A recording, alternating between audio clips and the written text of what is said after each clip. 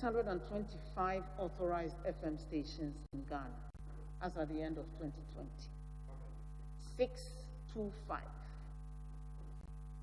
A total of 452, representing 72%, are in operation, and 173, representing 28%, are not yet in operation.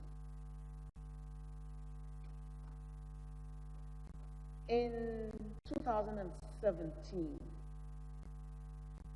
following my charge to them to enforce their law across sectors, not just in broadcasting, the NCA conducted an audit exercise, and which indicated that 144 stations had committed several infractions, which necessitated that they be sanctioned. There's a breakdown of who did what, but I'm just giving a summary. At the end of the exercise, 56 FM stations were closed down. 43 of those stations have submitted fresh applications for authorization, out of which 30 have been processed and granted new authorizations to operate. The remaining 13 applications, I'm informed, will be processed within the first quarter of 2021. So by the end of March, the remaining 13 applications would be processed. Mr. Chairman. Process for what? Well, there's a procedure. Maybe let me recap. After the FM audit,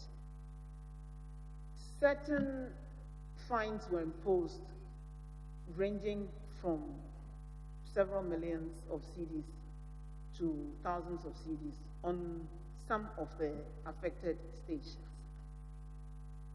Some operators started paying those fines. There was a huge outcry that the fines were too much. And so I came to this house and announced that upon consultation with the board, we're taking the decision to reduce the fines. The board itself took further action to reduce the fines to 1 year. Some had been in default for over 16 years, and they had calculated it backwards.